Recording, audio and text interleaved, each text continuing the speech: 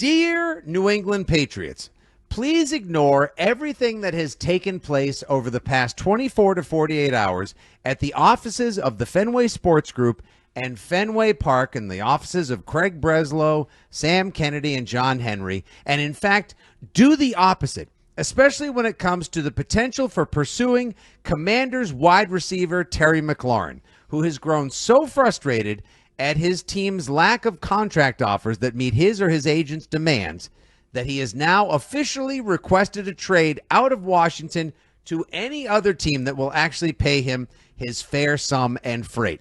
New England Patriots, you've got draft picks. You've got lots of other talent, or at least players and receivers you could dangle and throw into the deal. And also, you've got lots of money. I don't want to hear anything about operational efficiency or fiscal responsibility when you have one proven solid receiver, a bunch of other guys trying to make their name, and an offense that really needs to catch up to the defense. That's the side of the ball you need the most help on, and a Diggs-McLaurin combo with Drake May and Josh McDaniels would be playoff city. Do it!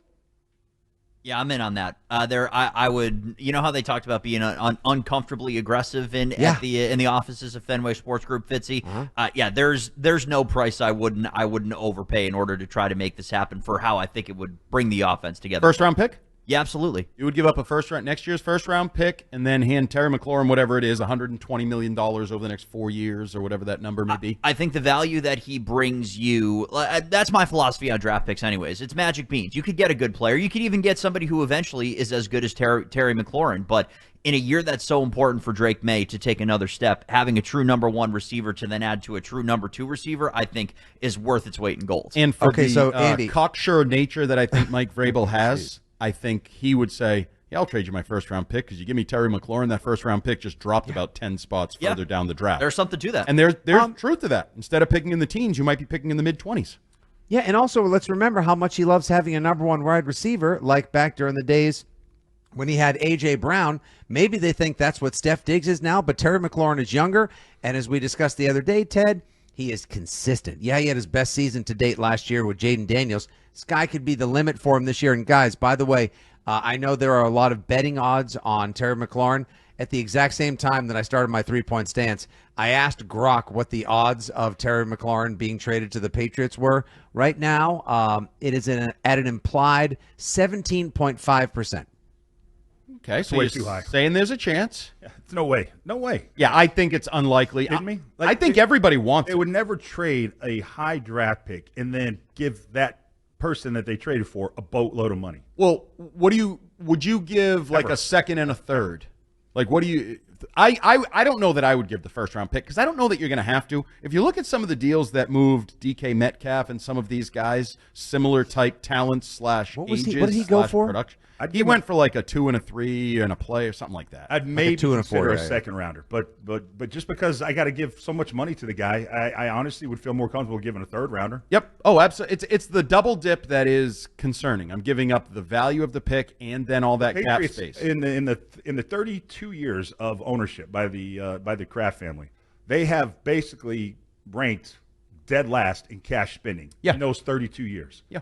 You think this is a deal they'd even spend 1 second thinking about? No way. What about desperation? Just pure desperation. Robert telling everybody these have been the two worst years of my life as an owner. He's not getting any younger. You know, that's it's words, like the Red Sox. A lot of words, and what about the action? So that all sounds great, but we know their true nature. Although, can you imagine if the Boston Red Sox on a Thursday do diddly-poo nothing, and sometime on Friday, Saturday, this weekend, all of a sudden, Adam Schefter, breaking news, the New England Patriots have traded for Terry. This entire town shifts to football season. This entire town all shifts over to Patriots. Yeah, yesterday we yeah. I mean, they're already in danger of it. What's going to be more interesting tonight? Is it going to be the scrimmage that the Patriots have, or is it going to be the Red Sox playing the Astros? You telling me I should have gone down to Gillette instead of going to Fenway with my family? No, Andy, maybe. You're in the right place. Yeah. It's just you're going to be able to tell everybody, hey, guys, I was there with my son the night before he went to college to see the death of the 2025 Red Sox. It was a very special night. I don't remember it because they cut me off at 9 24-ounce Miller Lights. And Ted, This is exactly where, if Robert Kraft is still the shrewd businessman that he has been or was a long time ago, would tell Mike Vrabel here. Yeah. By the way, Metcalf went for a second and a sixth, and he's young and he's younger. Now, although I don't think he's as good as McLaurin. Michael, take a 2 and a 3, call them right now, and then bring him to town and give him the money that he wants. He could easily reassert himself and take over control. The Celtics are flailing a bit right now. The Bruins are in the phantom zone. He's never going to do it. He will never do that. It's a chance to capitalize and take back the town.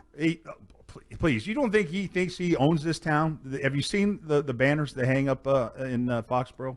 Yeah, but I'd hang him too if my team won. That's not because he thinks he owns the town. He does not think that way. It's a pipe dream. It's honestly silly even talking about it. It's just that's not how he was wired, man. Even if his new head coach and football czar Mike Vrabel comes and says, "Hey, this is the result of adding a number 1 wide receiver," is he willing to say no to Mike Vrabel on something like this? Yeah.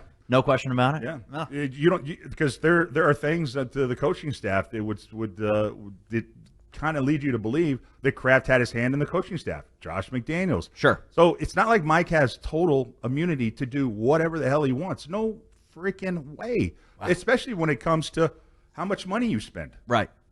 That's very different than the optimism he had around 5:30 and 5:45 yesterday. It's the opposite end of the spectrum of just pure pessimism. Maybe we should fade Ted Johnson's optimism, though. Let me ask you this. Give me an example in the past, in his 32 years, that would suggest he would do something like this. Just give me one. So I would say one of the desperate moves he made was the Bill Belichick move. That just jumps to the top of my head, and that was a long time ago. A long time ago. And there was a pre-existing relationship or whatever the hell was going on back. Antonio Brown was a risk. The second round, the wide receiver from the Falcons, Mohamed Sanu. Giving up a second round was, but you didn't have to pay him. You didn't have to pay him. So yeah, in neither of those cases make sense. Randy Moss, you didn't have to. You didn't have to pay. Antonio Brown, you had to pay, but you didn't have to trade. Mohamed Sanu, you had to trade, but you didn't have to pay. The pay and trade. That's why I went to Bill, because you traded a first-round pick for Bill, and whatever his first contract was not massive, but you were paying him good money to be the head coach of your team. Yeah, so you're right. That's right. That's the best example. That's the Bill Belichick. That was 20. So that one worked out pretty well. So go get Terry McLaurin and do it 30 years later. Clearly, Kraft sees coaches differently than players. Because he chose Bill over Tom.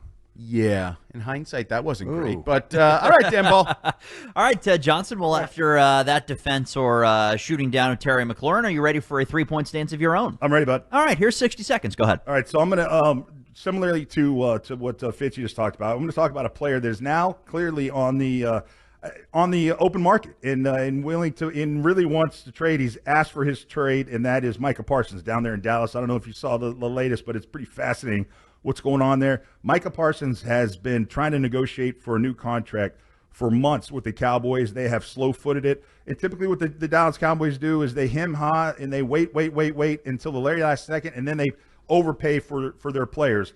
And a lot of people thought it was going to go down this road as well. But Micah Parsons put out a long tweet today basically saying that he's asked for a trade. He wants to get out of there, that he is tired of the Cowboys negotiating behind his agent's back with him at the facility. He basically said that they've had these informal kind of conversations about his contract, and that the Cowboys have processed that as if that's the framework of a real contract. And the agent got iced out, and he's tired of it, and he wants a trade. Patriots, oh my goodness, go get Micah Parsons. Are you kidding me? Micah Parsons on this team would be phenomenal. Please